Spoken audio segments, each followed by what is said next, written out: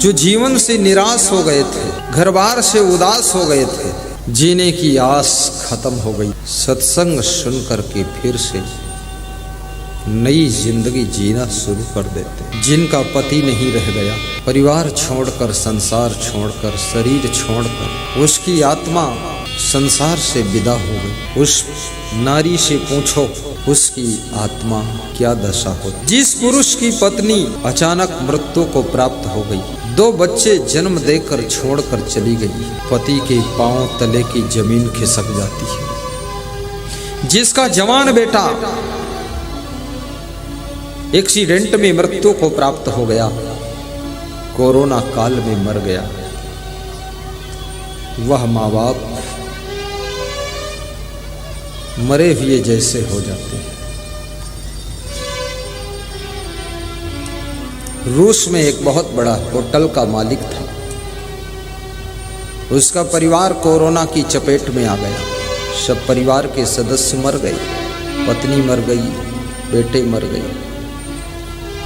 कई मंजिल ऊंची इमारत से कूद पड़ता है, जीवित सड़क पर गिरता है, शरीर के चिथड़े उड़ जाते हैं और गिरते ही वो मर जाता है, लाश हो जाता है।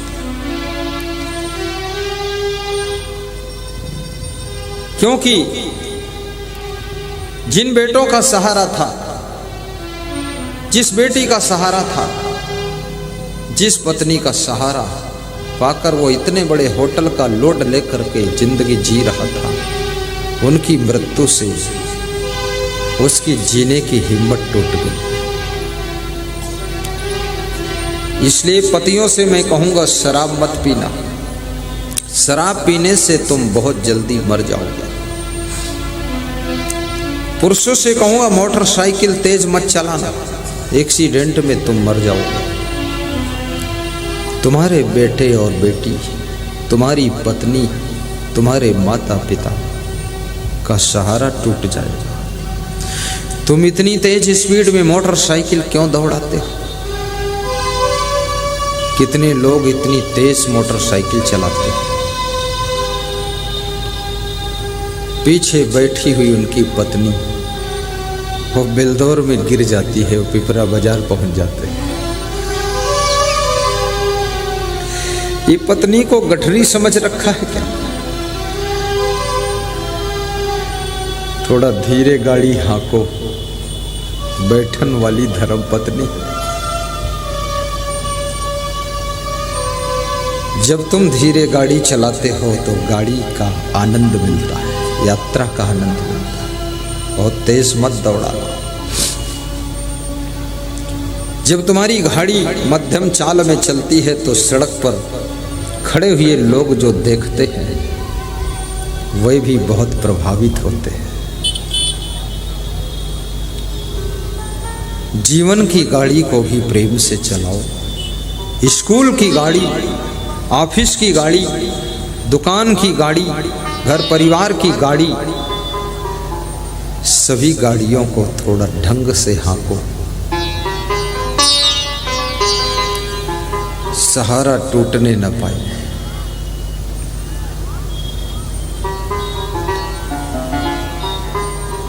जो महान शिष्य होते हैं,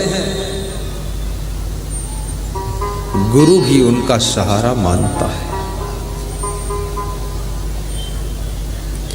समझदार पुत्र, संस्कारी बेटी, सेवाशील बहू, आज्ञाकारी पत्नी, कर्मठ पति एक दूसरे का सहारा बनता है। ज्ञानी गुरु, निर्माणी शिष्य, ये सब सहारा के केंद्र होते हैं।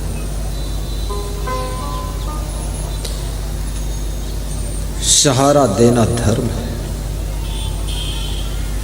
भक्ति मुक्ति की चाबी है। कबीर साहब कहते हैं,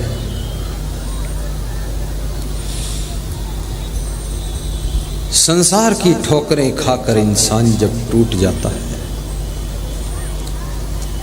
तो ज्ञान के सहारा से पुनः मजबूत हो जाता है। ज्ञान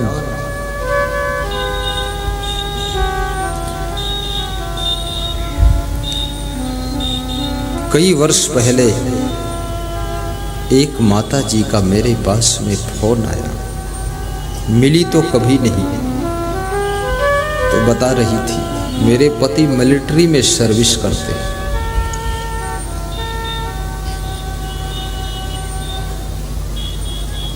6-6 महीना बाद लौट कर आती है। मैं घर में अकेली रह जाती हूँ, 2 बच्चे रह जाते हैं, सास ससुर है नहीं। तो मैं रोज रोती हूँ कि कोई सहारा नहीं। लेकिन एक दिन टीवी में रात को 9 बजे आस्था भजन चैनल में आपका प्रवचन सुना, तो मुझे लगा गुरुदेव का प्रवचन भी मेरा सहारा है, प्रवचन भी सहारा है। और उसे सुन सुनकर 1 महीने में इतना ज्ञान हो गया, अब मैं रोती नहीं हूँ। पड़ोस मोहल्ले की 10-12 स्त्रियों को बिठाकर उनको ज्ञान सुनाती हूँ, उनके साथ हंसती मुस्कुराती हूँ और प्रेम से रहती हूँ। अब मुझे आपके प्रवचन का सहारा मिल गया है। ये प्रवचन का सहारा, ये प्रवचन, ये ज्ञान का सहारा, भक्ति का सहारा। कितने लोग आत्महत्या करना चाहते थे, जीना नहीं चाहते थे, मरने को ठान लिया था कि ये मर जाऊंगा, दुनिया देख लिया, सब मैंने बेकार किया। प्रवचन के 2 शब्द सुन करके उनको पुनः जिंदगी जीने की शक्ति प्राप्त हो गई। और अब उनसे पूछो क्या इरादा है, तो वे कहते हैं अब तो उन्नति करने का इरादा है, भक्ति करने का इरादा है, मरने का कोई इरादा नहीं। इसलिए सत्संग जीवन भी देता है। गुरु का दर्शन तुम्हारी जिंदगी का मार्गदर्शन बदल देता है।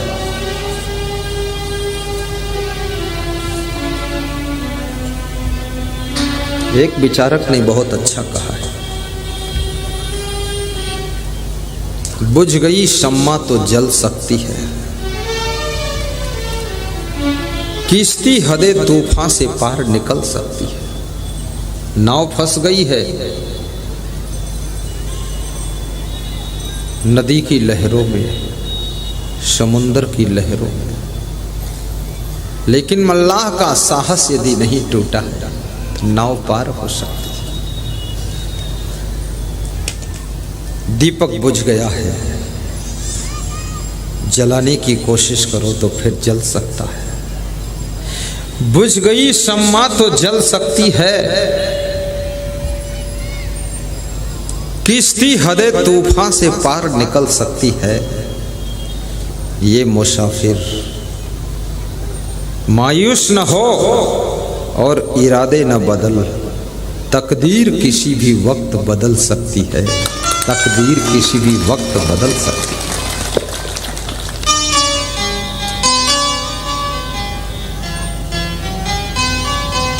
तकदीर लिखने वाले तुम स्वयं हो,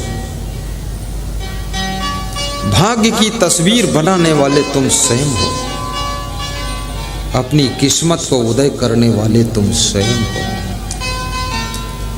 5 चीजें अगर तुम सुधार लो तो आपकी किस्मत कमजोर नहीं रह सकती। नंबर 1, अपनी वाणी को सुधार लो, बोलने की कला सीखो, अल्लम जल्लम भाषा मत बोलो, ठीक से सटीक शब्दों में बात करो।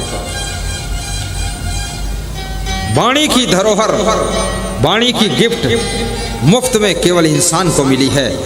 धरती का कोई भी प्राणी मनुष्य की तरह वाणी नहीं बोल सकता है। मनुष्य अपनी वाणी को कई अंदाज में बोलता है, और वाणी जिसको बोलना आ गया, याद रखना सफलता के फाटक खुलते चले जाते हैं। आज नेताओं में देखिए सबसे अच्छा भाषण कौन नेता करता है? जो करता है पब्लिक को मोटिवेट कर देता फटाफट। बोलना सीखो। कितनी स्त्रियों को तो इतना भी बोलना नहीं आता है कि उनका पति भी उनसे खुश रहे, पति भी बेहोश हो जाता है जब बोलती। पति कहता बस तुम मत बोलना, वो कहती मैं तो जरूर बोलूँगी। तो पति बोलता मैं बेहोश हो जा। अरे तुम मर जाओ कोई बात नहीं, लेकिन बोलूँगी जरूर। ऐसी वाणी नहीं बोलना।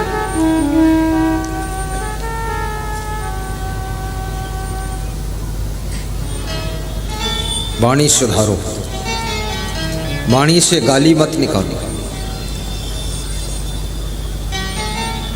गाली निकालने से तुम्हारे मन की भड़ास तो निकल जाती है, लेकिन सामने वाले पर क्या बीतती है ये उसी को पता चलता है। और तुम्हारी गालियों से तुम्हारी आदत बिगड़ती जा रही है, कोई सुधरता उधरता नहीं। कबीर साहब ने कहा अगर मूर्ख लोग हैं चुप हो जाइए, मूर्ख मिले मौन हो ही रही, मौन हो जाओ। मूर्ख के सिखलावते ज्ञान गांठ का जाए, कोयला होए न उजला जो सौमन साबुन लाए। एक पति भोजन कर रहा था, उसकी पत्नी कुछ बोल रही थी, पति मुस्करा रहा था, देख रहा था। तो मैंने कहा कुछ तो जवाब दो। बोली ये लाजवाब सिस्टम चल रहा है। लाजवाब। बोले यहाँ जवाब से काम नहीं चलता है, यहाँ अच्छे श्रोता बनने से सफलता मिलती, सुनता रहता। ऐसी वाणी बोलो आपके पति का मनोबल ऊंचा उठना चाहिए। मैंने एक बार अपने संचालक से कहा, हमारे आश्रम के जो संचालक है 95 साल की उम्र है, हमने कहा कि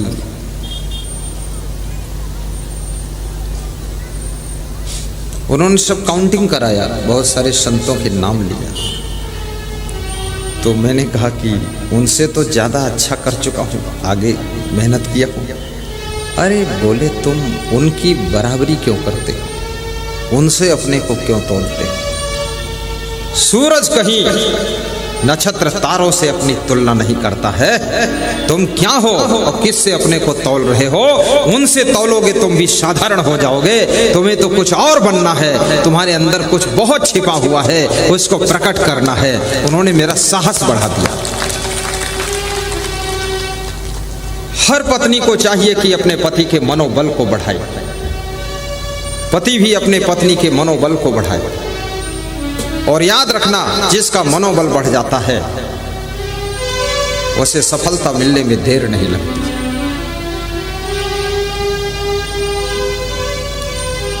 दो बच्चे खेल रहे थे, छोटी सी कथा।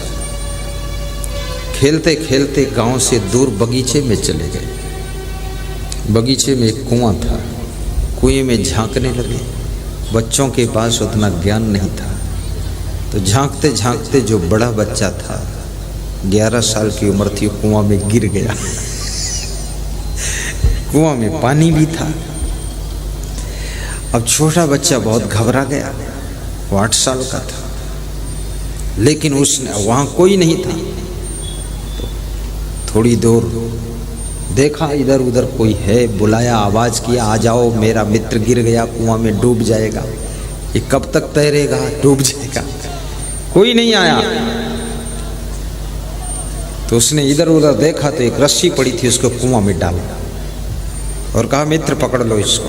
पकड़ा उसने। अब वो मित्र इतना वजन था कि उसको वो छोटा बच्चा खींच के ऊपर नहीं ला रहा था।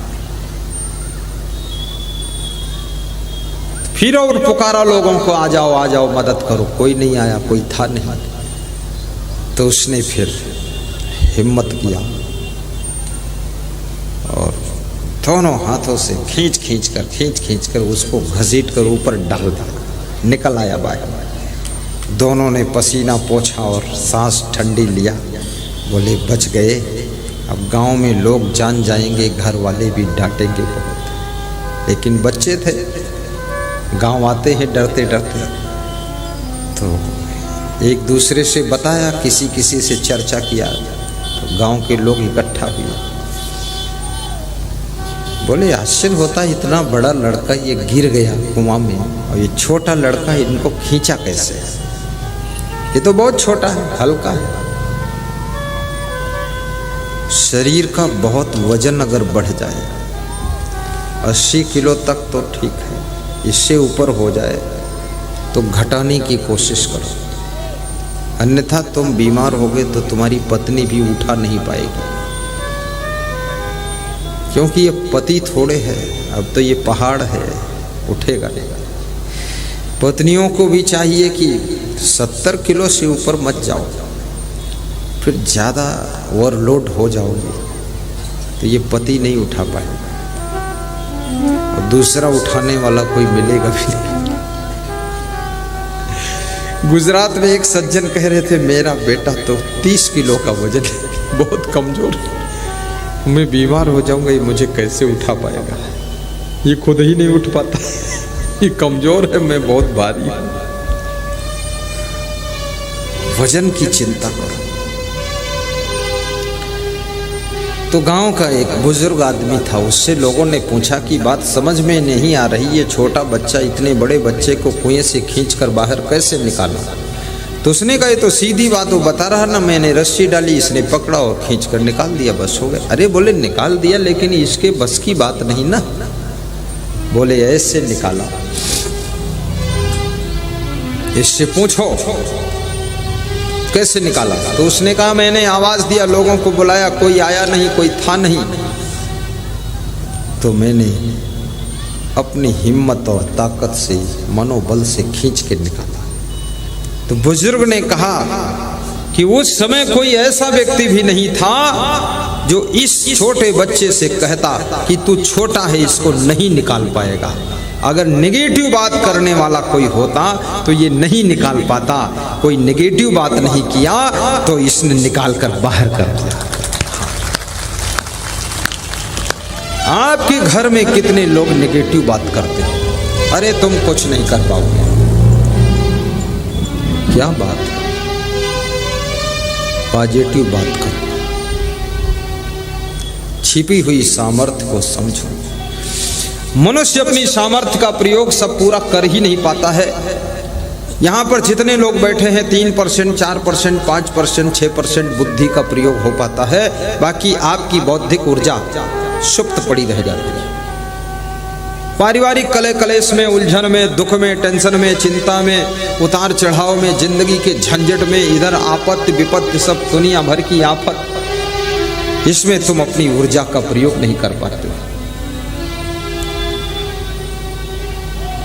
14%, 20% तो वैज्ञानिक अपनी ऊर्जा का प्रयोग करता है, बुद्धि का। प्रधानमंत्री 25-30% प्रयोग कर ले जाता है। आपके पास में बहुत बौद्धिक क्षमता है, लेकिन ये घर का रोना धोना, कलह कलेश, इन उलझनों में ही तुम्हारी बुद्धि सब नष्ट हो जाती है और तुम उसी दुख में पड़े पड़े अपने जीवन को व्यर्थ बिता देते हो। याद रखना, जो लोग आगे बढ़ना चाहते हैं, घर में कलह कलेश करना बंद कर दे, आपस की लड़ाई बंद कर दे और आपस में उलझन मचाना बंद कर दे। महिलाएं कोशिश करें कि घर के पुरुषों को प्रसन्न रखें और पुरुष कोशिश करें घर की महिलाओं को हंसाते रहे, तो आपके मनोबल का विकास होगा, फिर बुद्धि बल प्रयोग होगा, तो आपकी बहुत उन्नति हो जाएगी।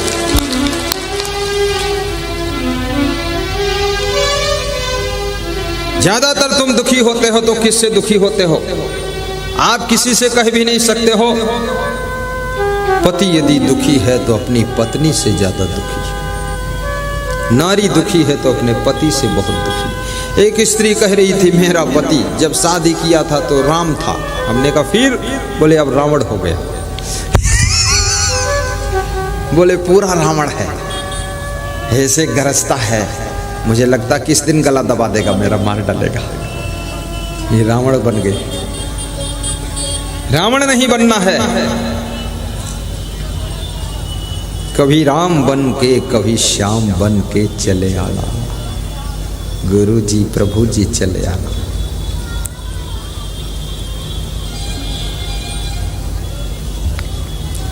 गलतियों को क्षमा करना भी सीखो। गलती नहीं हुई है आपसे, फिर भी क्षमा मांगना सीखो। कितने लोग गलती भी करते हैं और क्षमा मांगते भी नहीं।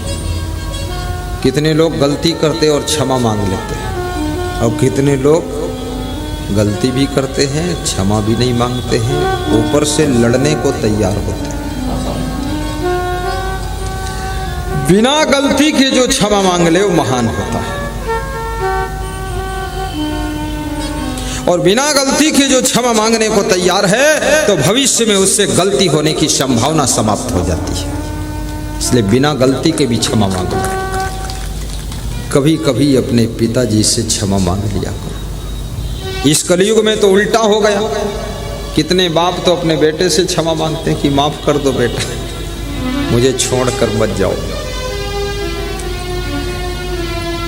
शादी होने के बाद बहुएं ज्यादातर अपने सास ससुर से अलग रहना चाहती, देवरानी जेठानी के साथ, गोतनी गोतना के साथ रहना नहीं चाहती।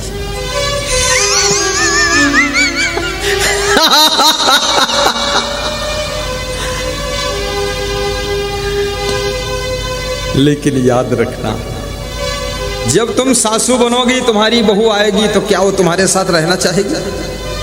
तुम समझती हो मैं बड़ी चतुर खिलाड़ी हूं, अरे वो तो तुम्हारे साथ तुम्हारा मुंह नहीं देखना चाहेगी। वो तो ऐसे न्यू मॉडल की आएगी, हॉलैंड पोलैंड की बनी हुई, तुम्हें न्यूजीलैंड बना देगी। इसलिए बहुओं को होश में रहना चाहिए।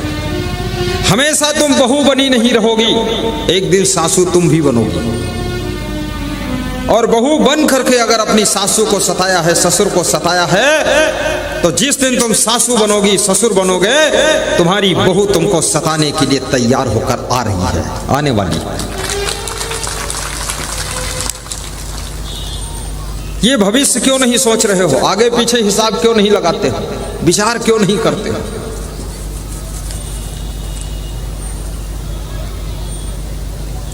सेवा,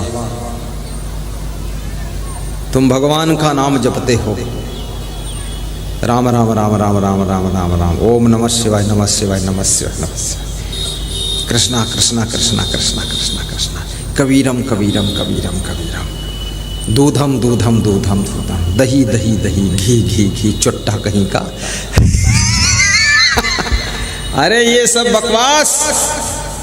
किसने देखा है भगवान को? किसने देखा है राम को, कृष्ण को? फोटो देखा है हमने उनका।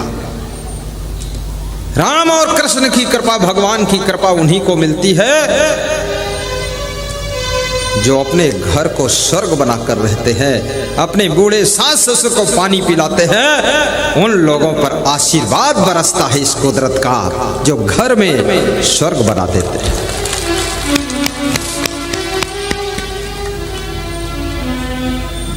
साहिब बंदगी बोलो। साहिब बंदगी। राम न राम सी कौन दंड लागा। गम खाना सीखो। ये आत्मा तो अजर अमर है, शरीर नाशवान है, लेकिन जिंदगी जो है इतनी लंबी, इसको जीने के लिए एक दूसरे के सहारा बनो।